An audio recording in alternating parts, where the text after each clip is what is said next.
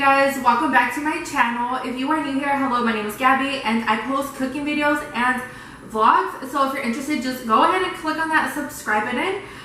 So today I'm going to be sharing with all of you guys how I make my chiles rellenos. I'm also making tortitas de papas. If you don't know what that is, it's basically like potato patties. It sounds weird in English, I know, but it's so freaking good.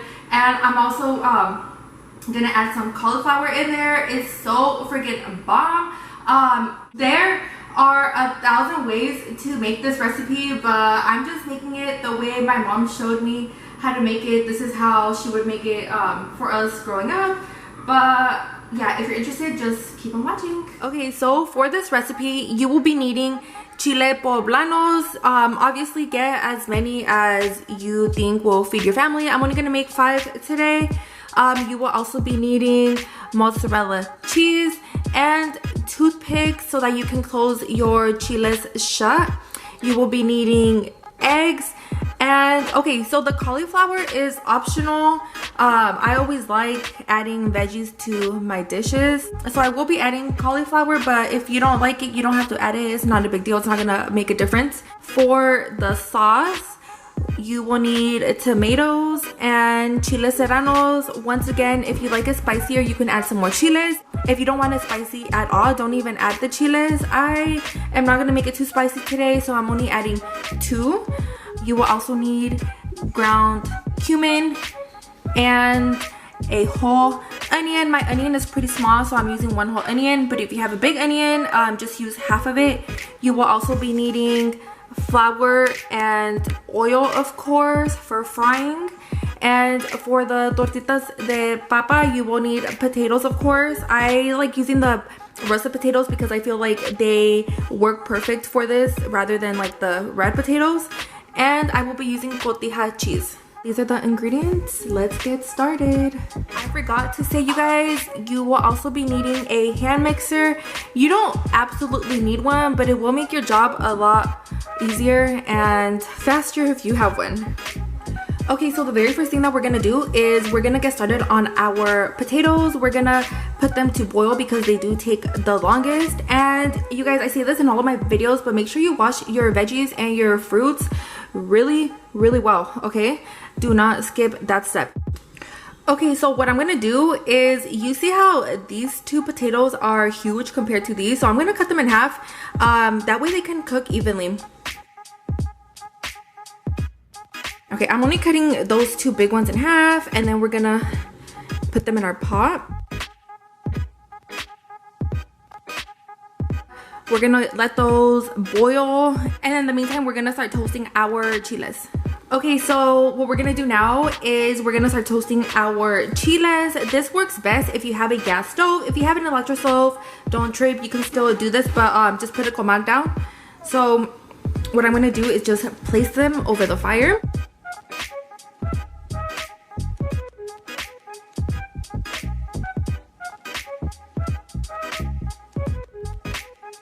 Okay, so now that they're placed over my fire, I'm gonna turn up my flame. That way the flame reaches the chile. And I'm just gonna let them toast on each side for a few minutes, and then I'm gonna be back and flip them over. Okay, so about 3 minutes has passed and I'm ready to flip them over. So what you wanna do is turn down the heat, that way you don't burn yourself. And sorry for the noise, you guys, my fan just turned on. But anyway, so you're gonna flip them over.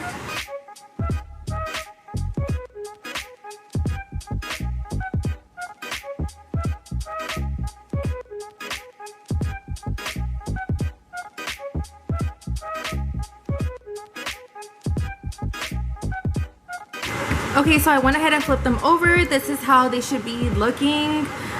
We're gonna go ahead and turn up the heat again and then just let them toast for a couple more minutes. Okay, you guys, so don't forget to turn them as needed. Oh crap. If it's too hot for you guys to do it with your hand, just go ahead and use some tongs or something. I literally have no feeling in my fingers anymore, so this does not burn me. Okay, so all of these on this burner are basically done. What I'm gonna do now is remove them and put them into a plastic bag.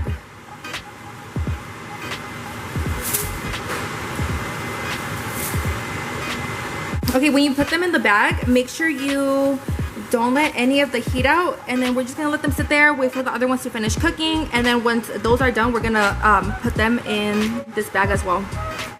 Okay, so my last two chiles are done toasting, and you guys don't get scared if you think they're burnt. This is exactly how you want them to look, because you are gonna peel all that black stuff off afterwards. If you know, you know. Okay, so what we're gonna do now is place them in the plastic bag with the rest of the chiles.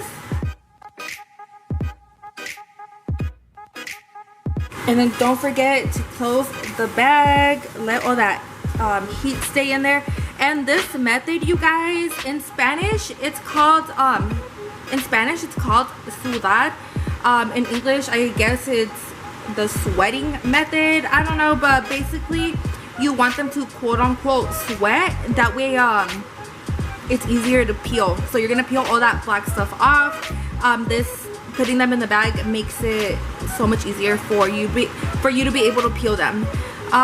So yeah, we're gonna just let that sit there for a few minutes while we get started on our sauce and everything else. Okay, so what we're gonna do now is we're gonna put our tomatoes and chiles in a pot, and we're gonna cover it with water, and then we're gonna put it to boil. Okay, so we're gonna bring the tomatoes up to a boil. In the meantime, we can get started on cutting up our cheese and prepping the rest of our stuff. Okay, so for the cheese, I'm just gonna cut it up in long pieces.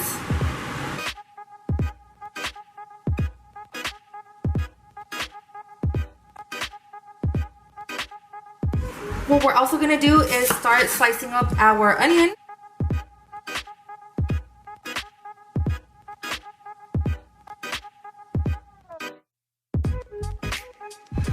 Okay, now that my onion is sliced up, we're gonna go ahead and set this aside. By this time, your potatoes should be done.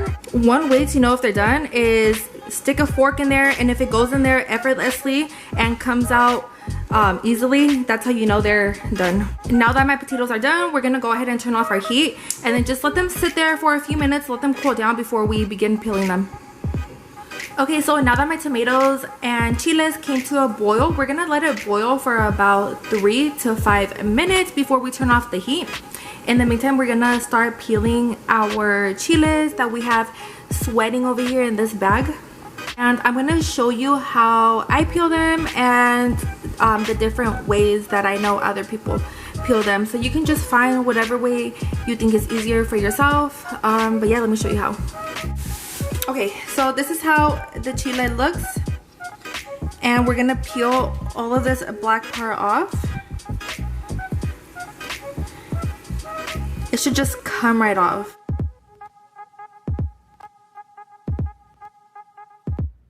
I know there's people that like using a spoon. I personally don't like to use a spoon because I feel like I scrape off part of the chile, but a lot of people find it easier. And then I know there's other people too that run it under the water, but I don't do that either. This is the way I do it, but you can do it whatever way is easier for you.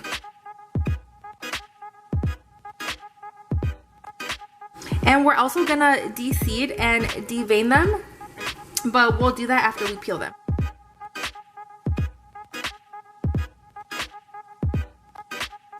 Okay, this is how the chile should look once it's all peeled. And we're just gonna do that with the rest of them.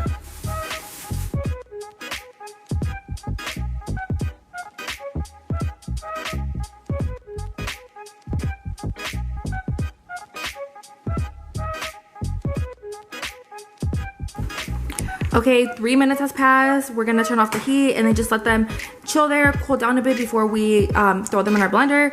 And little side note, I'm still peeling my chiles. I do like washing my hands in between each chile. That way I can remove the black stuff from my hands before I get onto the next chile, because then otherwise I could just be transferring it and it'd make my job a lot harder. So I do wash my hands in between each chile. That's a tip that I recommend, but I mean, you don't have to listen to me if you don't want to. And yeah, so oh, and be careful, you guys, to not tear them. This one kind of tore a little bit, but it's okay. Yeah, just try not to tear them too much. This is actually good because we're gonna need to make a tear anyways for the cheese, but you don't want to tear them too much. This is like perfect. But anyways, yeah, just be careful. Okay, so now that we peeled our chiles the best we could, this is how they should be looking like. What we're gonna do next is we're gonna de-seed and devein them.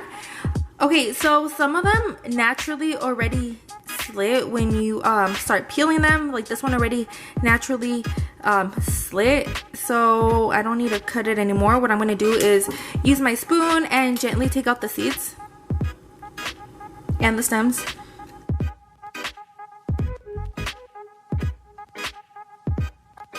And don't worry about taking out every single seed, like then you're gonna be here all day. Okay, the chiles that did not naturally tear, we're just gonna get our knife and then gently make a small little incision. Nothing too crazy. This one has a lot of seeds. We're gonna remove all of those.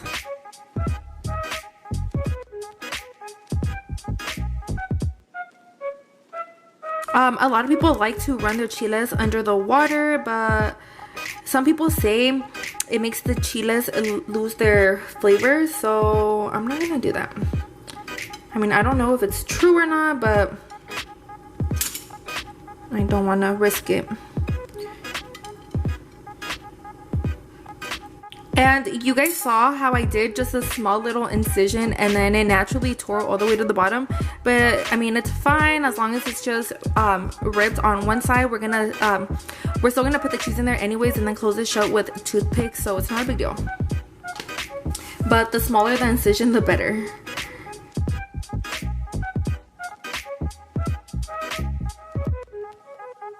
Okay, my chiles are now peeled, de-seeded, and deveined. This is how they should be looking like. Look at this. That's slit. My chiles are ready to go. My tomatoes are good to go also. My papas are still cooling down. Everything is prepped, ready to go. Now the fun part will begin. Okay, what we're gonna do now is grab our chiles. We're gonna stuff them with cheese. I know there's other people that stuff theirs with like shrimp or ground beef. You can stuff them with whatever you want. The possibilities are endless, but today we are just gonna be doing cheese. So once you put your cheese in there, grab a toothpick.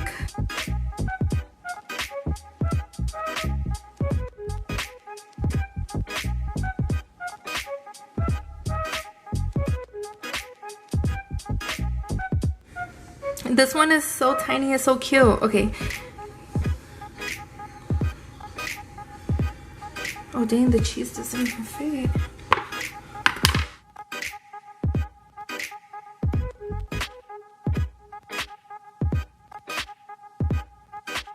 Okay, this is how your chiles should be looking. I use a bunch of toothpicks to shut mine closed. My mom only uses like one toothpick in each one, but she's a professional. Use as many toothpicks as you need, but just remember to warn whoever is gonna eat this that there's toothpicks. You don't want them to you know, accidentally bite into one. But anyway, so we're gonna set that aside and we're gonna start working on our papas. Okay, so we're gonna start peeling our papas now. I do like using a carrot peeler. I feel like it makes the process a lot faster, but feel free to peel them however you want.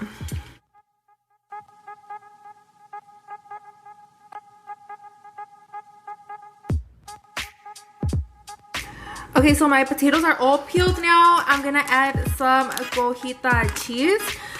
Once again, I will have all of the measurements down below. And then I'm just gonna mush everything together. Okay, so I just mashed up my potatoes and I threw my cheese in there. At this point, you can go ahead and taste it and see if it's missing any salt. I personally do not add any salt because the cheese is already pretty salty. But if you feel like you need some salt, go ahead and add some. So we're gonna set this aside and get started on the eggs. We're gonna separate the white from the yolk.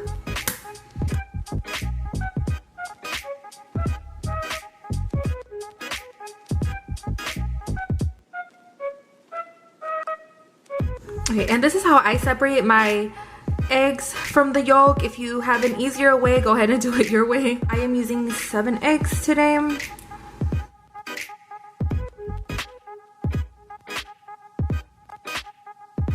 Okay, we're gonna grab our hand mixer and just mix the whites until they get foamy. If you don't have a hand mixer, you're gonna have to do this part by hand and it's gonna take a while, so that's why I recommend using a hand mixer. But yeah, we're just gonna mix until they get foamy and I'll be right back. Okay, this is how it should be looking. And then I went ahead and put some flour on a plate. That way it can be easier to dip the papas and the chiles in. And also my oil is heating up. Okay, so I'm gonna start off by making my tortas de papa. You can make them whatever size you like. And what I like doing is making them into a ball and then I flatten them down a little bit. They should look something like that. And then what I'm gonna do is dip them in the flour. And the flour is just so that it can help the egg stick on. And then we're gonna dip it in the egg whites. Okay. And then we're gonna put them in the oil. Okay, and we're gonna do that with the rest of them.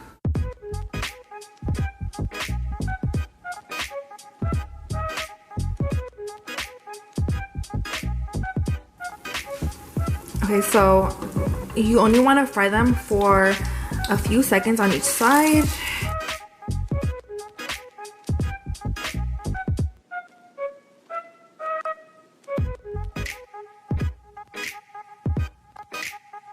Okay, once they get a nice golden color like so, you can remove them, and I like placing them on a plate with a paper towel.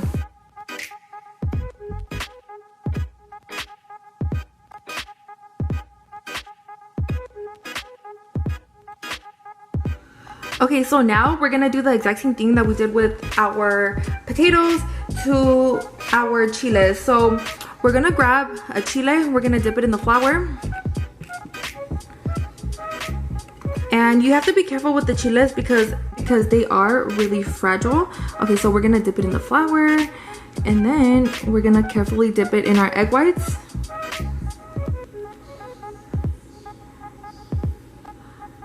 Just like so, and then we're gonna dip it in our oil.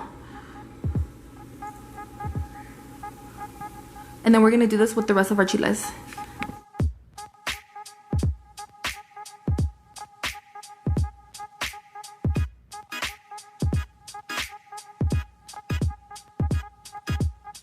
Okay, this is how they should be looking so far. And once again, when they're done, see, so this one is all done. I'm gonna place it on a plate with a paper towel. Okay, now we're gonna do the very same thing, but with the cauliflower. And it's actually a lot easier with the cauliflower. Once again, if you don't like cauliflower, go ahead and skip this step.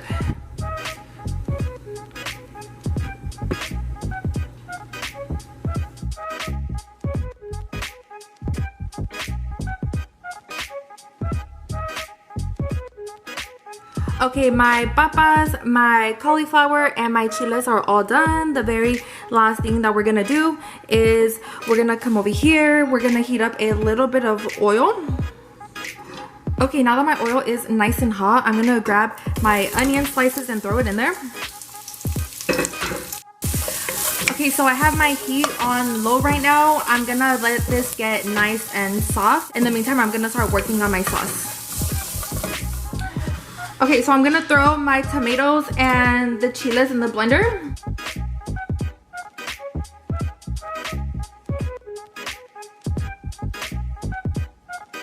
Along with 1 cup of water. And I'm also gonna add some salt.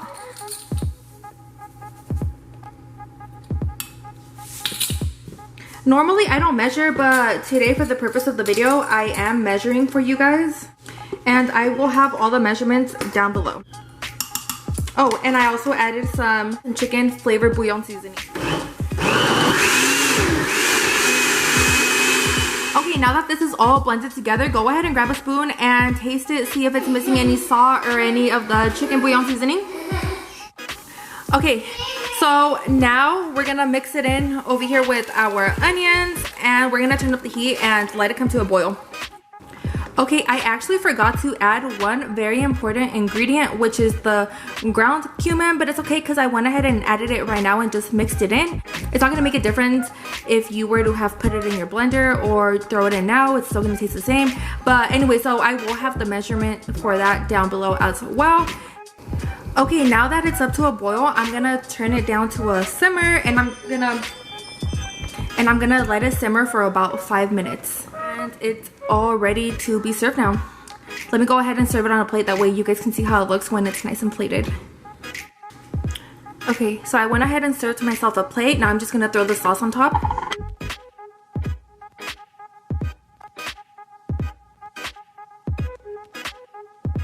Okay, this is how it looks when it's plated. I do have a video on my channel on how I make my rice. I will link it down below if you're interested on watching that video too. So you can eat this 2 different ways. You can eat it like how I'm gonna eat it right now with rice, or you can make your broth a little bit more liquidy by adding some more water, and you can eat it in a bowl like soup. That's how my mom normally eats it. That's how I ate it growing up, but today I felt like eating it like this. It looks so freaking good, you guys. Look at how bomb this looks. Okay, this is how it looks when it's plated. Oh my goodness, it looks so freaking good.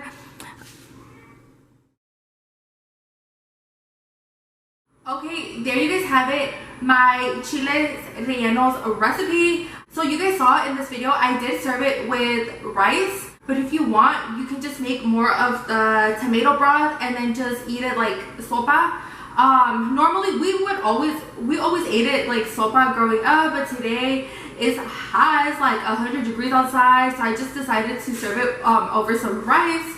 But either way, it's both delicious, whichever route you decide to go. But it's the same recipe.